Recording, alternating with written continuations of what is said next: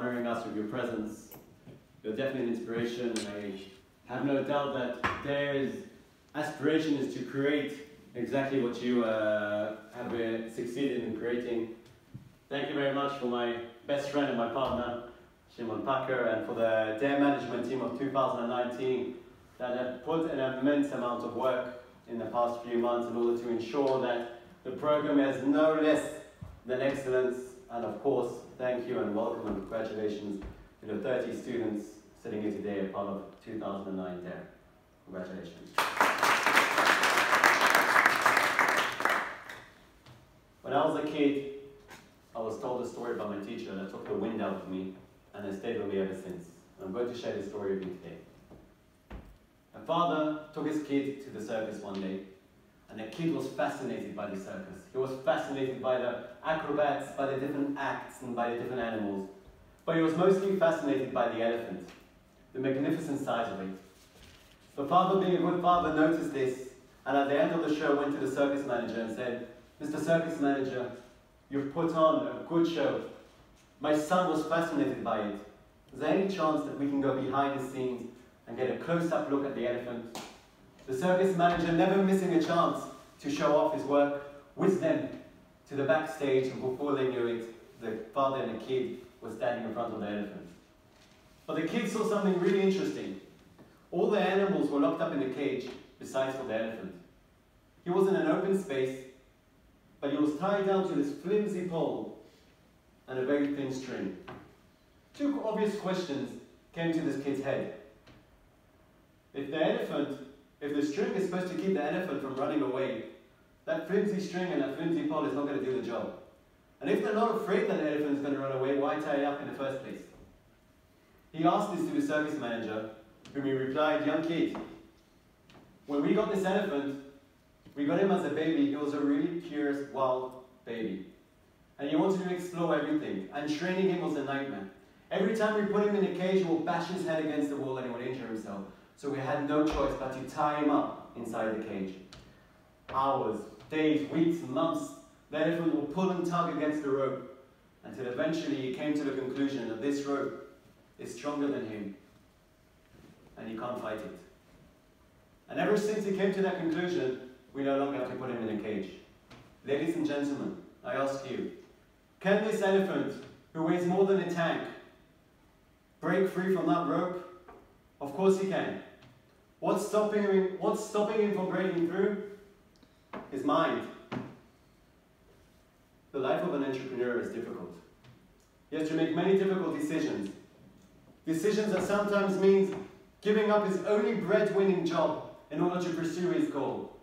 Putting all his life investment into a goal that he's pursuing. Fighting with his family, with his wife and with his kids. All for a goal that he's not even sure will succeed. To be an entrepreneur is to dare, is to be brave. And he's no different than that elephant that is constantly pulling on his string. And the string is constantly pulling him back. I think I've figured out the steps an entrepreneur takes from when he starts where you guys are today, to where he actually becomes a successful entrepreneur. And where each time he meets that string and he pulls it. I'll take you through this journey, follow me. So the first step is the urge, is the drive we all have. We don't know what we want to do with it, we don't even know what it is. We just know there's something we want to do. We are that curious elephant that wants to explore. There's two choices we can make here. Either say to ourselves, this urge is an urge, but I don't want to check what's outside in the murky waters. Or I stop pulling. And if I stop pulling, I come to the next step, which is fishing around. I'm searching. I want to do something. I'm going to take risks. I'm not sure what it is yet, but I'm going to do something with this drive. I'm starting to pull on that string. When you start looking around, you start finding things. You start realizing how difficult this is. You have two choices. You can continue pulling that string, or you can let go. Should you continue pulling that string, you'll get to the step where you decide on one thing and you start building up on that. You've made a decision to take those risks. You can barely breathe. It's starting to strangle you, but you're pulling. Should you succeed and to pull again, you know which step you're going to be at? You're going to be at the step where nothing goes as planned and where everything fails. And this is a step where you have to be on the ball and keep your ideas strong. And if you manage to do that, you will start bleeding in your neck. And you will pull and pull and pull. Should you continue pulling, you will start to overcome expectations. Expectations you have of yourself, expectations that friends have of you. You will make big decisions because big people make big decisions, and you will decide to act on it. And at this point you can't breathe and you're blue in the face from pulling. And should you continue and still pull, and not give up 2 years later, you'll reach a stage where this boosts you up, and you start making higher decisions. Your goal is no longer a small goal. Your goal is a big goal. Your achievement is a big achievement. Your decisions are big decisions. But at this point, you're bleeding from your neck. And your friends are telling you, stop, you're killing yourself.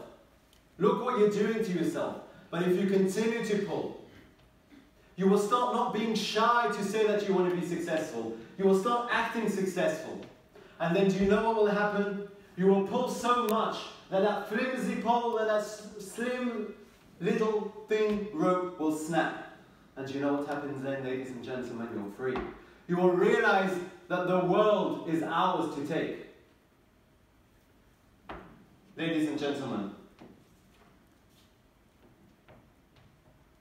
the division between this acknowledgement and the actual success needs to be closed with the question, how do I do it? The answer, I believe, is attitude and mindset. How sure are you? Do you really believe in your capability to achieve your goals? And that is the amount you will pull. I like to say that an entrepreneur needs to have the most narrow, open mind. To understand that is a story. When we decided to open the DARE program, we were faced with many questions and many challenges. Questions like, will the school give permission? Questions like, will the mentors relate and actually come? Questions like, will students sign up? Big, real, scary questions. And I always said to myself when these questions came to my head, Yitzi, horse. Yitzi, horse.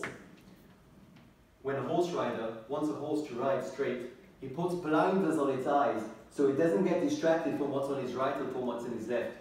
I put blinders on my eyes when it came to my goal, and I had the most narrow mind when it came to my goal, and the most open mind when it came to how to achieve it, and that is an entrepreneurial mind.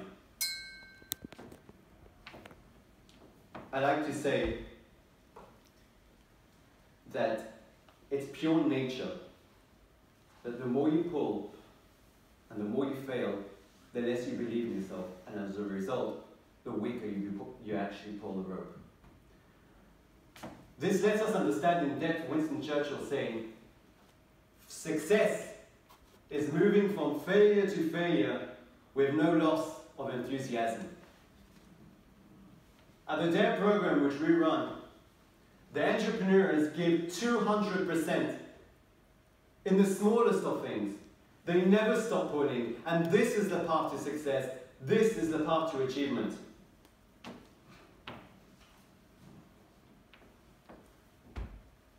To conclude, it is no secret that we are in the most prosperous startup nation in history.